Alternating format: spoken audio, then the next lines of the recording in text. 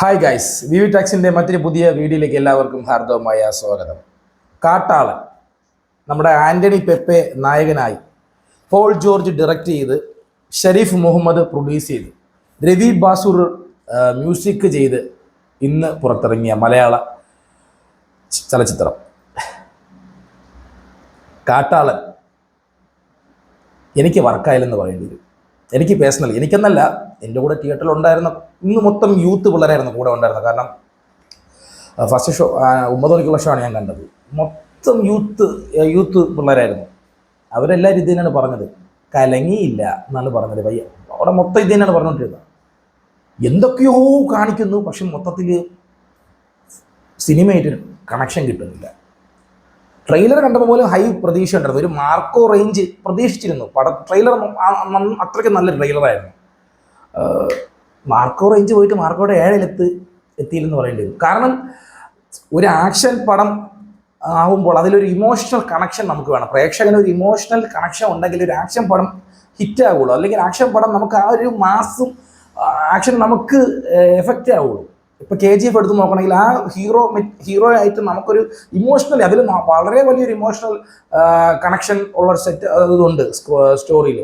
അതിൻ്റെ വിജയമാണ് ആ പടത്തിൻ്റെ വിജയം. ആ ഇമോഷണൽ കണക്ഷൻ നമുക്കുണ്ടെങ്കിൽ ഹീറോയായിട്ട് നമുക്കൊരു കണക്ഷൻ കിട്ടും. നമുക്ക് എല്ലായിടത്തും ഹീറോയ്ക്ക് ഒരു ബൂസ്റ്റപ്പ് കിട്ടുള്ളൂ. പക്ഷെ ഇവിടെ അങ്ങനെ ഒരു കണക്ഷനേ ഇല്ല. പെപ്പയുടെ ക്യാരക്ടറോട് നമുക്കങ്ങനെ തോന്നുന്നില്ല. ചുമ്മാ കുറേ സീൻസ് ഇങ്ങനെ കാണാം, ആക്ഷൻ സീൻസ് കാണാം, അല്ലാതെ ഒരു ഇമോഷണൽ കണക്ഷൻ നമുക്ക് അതിൽ കിട്ടുന്നില്ല. ത്രൂ ഔട്ട് ഹോൾ മൂവി, അത് ഫസ്റ്റ് ഹാഫ് ആയാലും സെക്കൻഡ് ഹാഫ് ആയാലും പടത്തിൻ്റെ തുടക്കമൊക്കെ സത്യം പറഞ്ഞാൽ പടത്തിൽ എന്തൊക്കെ ഉണ്ട് എന്നൊരു തോന്നലുണ്ടായിരുന്നു. കാരണം CGI ഒക്കെ നല്ല മോശമല്ലാത്ത CGI, ഒരു മലയാള പടം വെച്ച് നോക്കുമ്പോൾ ഒരു മോശമല്ലാത്ത CGI, ആനയൊക്കെ കാണിക്കുന്ന ഒരു സീനുണ്ട്, അതൊക്കെ നല്ല മോശമല്ലാത്ത CGI കാണിക്കുന്നുണ്ട്. കളറിങ്, സിനിമാറ്റോഗ്രാഫി എല്ലാം, സ്റ്റൺസ്, ആക്ഷൻസ് എല്ലാം കൊള്ളാം. പക്ഷേ പടമായിട്ടൊരു കണക്ഷൻ വേണ്ടേ, ആ കണക്ഷൻ ഇല്ല പടത്തിൽ. കുറേ ആക്ഷൻ സീൻസ് ഒന്നിച്ച് വെച്ച കുറേ ആക്ഷൻ ക്ലിപ്പുകൾ ഇങ്ങനെ ഒന്നിച്ച് വെച്ച് കാണാൻ പോലെ ഇരുന്നു. ജഗദീഷേട്ടൻ്റെ ക്യാരക്ടറൊക്കെ കുഴപ്പമില്ല, പുള്ളിയുടെ ഒക്കെ ആക്ടിങ് ഒക്കെ കുഴപ്പമില്ല, തിരക്കിടില്ല, എല്ലാം ഓക്കെ. പക്ഷേ ത്രൂ ഔട്ട് പടം അങ്ങോട്ട് ഒരു ഇത് കിട്ടുന്നില്ല. നമുക്കൊരു പടത്തിലെ മെയിൻ കഥാപാത്രത്തിനോട് ഒരു ഇന്റിമേഷൻ കിട്ടുന്നില്ല. ഇവിടെ വന്ന ഒരു ഗുണ്ടയെ പോലെയൊക്കെയാണ് ആൻ്റണി പെപ്പയുടെ കഥാപാത്രം നമുക്ക് ഫീൽ ചെയ്യുന്നത്. അതിലൊരു ഉൾക്കാമ്പില്ല, ആ കഥാപാത്രത്തിനില്ല, ആ ചുറ്റുപറ്റി നടക്കുന്ന സംഭവങ്ങൾക്കൊന്നുമില്ല. പിന്നെ കുറേ ക്രൂവൽ സീൻസ് കാണിച്ചിട്ട് നടനെ ബൂസ്റ്റ് ചെയ്ത്, അതായത് സത്യം പറഞ്ഞാൽ പെപ്പയെ കൊണ്ട് എടുത്താൽ പൊങ്ങാൻ പറ്റാത്തൊരു കഥാപാത്രമായിട്ടാണ് എനിക്ക് ഫീൽ ചെയ്തത്. ഭയങ്കര ഒരു സൂപ്പർ സ്റ്റാർഡം കിട്ടാൻ വേണ്ടി ഓപ്പോസിറ്റ് നിൽക്കുന്ന വില്ലന്മാരെയൊക്കെ അങ്ങ് ഭയങ്കരമായ ക്രൂരമായ പ്രവർത്തികൾ ചെയ്യുന്നത് കാണിക്കുക.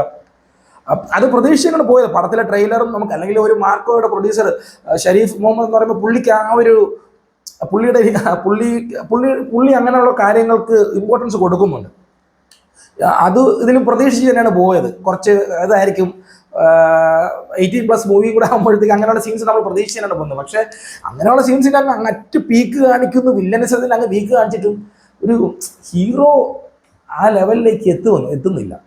പിന്നെ രവി ബാസൂറിൻ്റെ BGM കുഴപ്പമില്ല. അദ്ദേഹത്തിൻ്റെ ഹൈ റേഞ്ചൊന്നും എത്തിയിട്ടില്ലെങ്കിലും കുഴപ്പമില്ലാത്ത രീതിയിൽ പുള്ളിയിൽ. പിന്നെ ത്രൂ ഔട്ട് പടത്തിൽ എവിടെയൊക്കെ KGFൻ്റെ ഒരു കോപ്പി BGM പോലെയൊക്കെ നമുക്ക് ഫീൽ ചെയ്യും. പക്ഷെ അതൊന്നും ആസ്വാദനത്തിന് ഇങ്ങനെ ബാധിച്ചിട്ടില്ല. അതുകൊണ്ട് BGM ഒരു ഒഴുക്കിൽ പോകുന്നുണ്ട് പടത്തിൽ. എടുത്തു പറയത്തക്ക പ്രകടനങ്ങൾ എന്ന് പറയുമ്പോൾ അത് എനിക്ക് ഇപ്പം വില്ലൻ റോൾ ചെയ്ത സുനിൽ, പിന്നെ കബീർ ദുഹൻസിക്ക്, അവർക്ക് രണ്ടുപേർക്കാണ് കൂടുതൽ സ്ക്രീൻ സ്പേസ് ഉള്ളത്. അവരൊക്കെ അവരുടെ പ്രകടനങ്ങളൊക്കെ സൂപ്പറായിരുന്നു. ഇപ്പം മാർക്കോയിൽ ഉള്ള അതേ ഒരു സ്റ്റൈല് തന്നെയാണ് കബീർ സിംഗിനുള്ളത്. പിന്നെ അതുപോലെ സുനിൽ ഗൗർ, അദ്ദേഹത്തിൻ്റെ ആക്ടിങ് ഒക്കെ ഉള്ളായിരുന്നു. പക്ഷെ ഇവരൊക്കെ അപ്പുറം കൊടൂരമായ രീതിയിലാണ് കാണിക്കുന്നത്. ഇങ്ങനെ കാണിച്ചിട്ട് ഇപ്പോൾ അതിന് മറുവശം ഒരു ഇത് വേണ്ടേ, ഒരു ഹൈപ്പ് കൊണ്ട് നമുക്കൊരു ഇത് വേണ്ടേ, ഒരു ഇമോഷണൽ കണക്ഷൻ വേണ്ട. അതൊന്നും പടത്തിൽ കിട്ടുന്നില്ല. പിന്നെ ദൂഷറ വിജയൻ, പുള്ളിക്കാരിയൊക്കെ ഇതിൽ കുറച്ച് മാസം ഭയങ്കര സ്റ്റൺസും ഒക്കെ കാണിക്കുന്നുണ്ട്. അതൊക്കെ അതുവഴി പോകുന്നുണ്ട്. പിന്നെ നമ്മുടെ ഹന്നാൻ ഷായും ഹിപ്സ്റ്ററൊക്കെ ഉണ്ട്. അവർക്കൊന്നും അധികം സ്ക്രീൻ സ്പേസ് ഇല്ല അതിൽ. ഹന്നാൻ ഷായ്ക്ക് ഒരു ഡയലോഗ് പോലും കൊടുത്തിട്ടില്ല.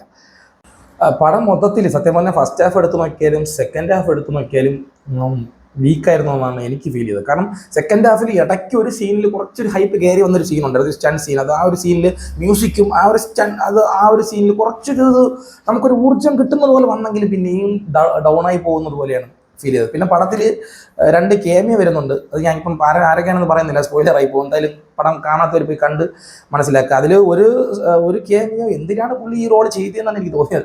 പുള്ളിയുടെ വോയിസ് പോലും ഡബ്ബിങ് ആയിരുന്നു. നമുക്ക് ഇപ്പം പുള്ളിയെ പുള്ളിയുടെ ഒറിജിനൽ വോയിസിൽ കേട്ട് അത്രയും അങ്ങനെയുള്ളൊരു വ്യക്തിയെ നമുക്ക് വേറൊരു വോയിസിൽ നമുക്ക് അക്സെപ്റ്റ് ചെയ്യാൻ പറ്റില്ല.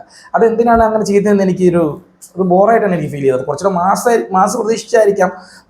ഒരു ഡബ്ബിങ് വോയിസിലാണ് പുള്ളി വന്നത്. പുള്ളിയുടെ റോളൊന്നും എന്തിനായിരുന്നു പോലും തോന്നിപ്പോയി. പിന്നെ അടുത്ത് ലാസ്റ്റ് വന്ന ക്യാമിയോ, അത് ഒരിക്കലും പ്രതീക്ഷിക്കാത്തൊരു ക്യാമിയോ ആയിരുന്നു. അത് മാത്രമാണ് ഞാൻ ഈ സിനിമയിൽ തിയേറ്ററിൽ കയ്യടി കിട്ടിയ സമയം. ആ ലാസ്റ്റ് വന്ന ക്യാമിയോക്കാണ് തിയേറ്ററിൽ കുറച്ച് ഓളവും കയ്യടിയും കിട്ടിയത്. അല്ലാത്ത പക്ഷം മൊത്തത്തിൽ ഒരു ഡിസപ്പോയിൻമെൻ്റ് ആയിരുന്നു പടം. കാരണം കുറച്ചുകൂടെ പ്രതീക്ഷ ഉണ്ടായിരുന്നു. ട്രെയിലർ കണ്ടിട്ടാണെങ്കിലും കുറച്ചൊരു പ്രതീക്ഷ ഉണ്ടായിരുന്നൊരു ഇതായിരുന്നു. പക്ഷേ ത്രൂ ഔട്ട് അത് ഒരു ഇത് കിട്ടിയില്ല എന്ന് തന്നെ പറയേണ്ടി വരും. സോ ഇതാണ് കാട്ടാളൻ എന്ന മൂവിയെക്കുറിച്ചുള്ള എൻ്റെ റിവ്യൂ. നിങ്ങൾ ആദ്യമായിട്ടാണ് എൻ്റെ ചാനൽ കാണുന്നതെങ്കിൽ നിങ്ങൾക്ക് എൻ്റെ വീഡിയോ ഇഷ്ടമാവുന്നുണ്ടെങ്കിൽ ഈ ചാനൽ സബ്സ്ക്രൈബ് ചെയ്യുന്ന കാര്യം ഒന്ന് പരിഗണിക്കണം. So thanks for watching my video. ഇതുപോലെ മറ്റൊരു ചിത്രത്തിൻ്റെ റിവ്യൂവുമായി നിങ്ങളെ സന്ധിക്കുമ്പോഴേക്കും വണക്കം.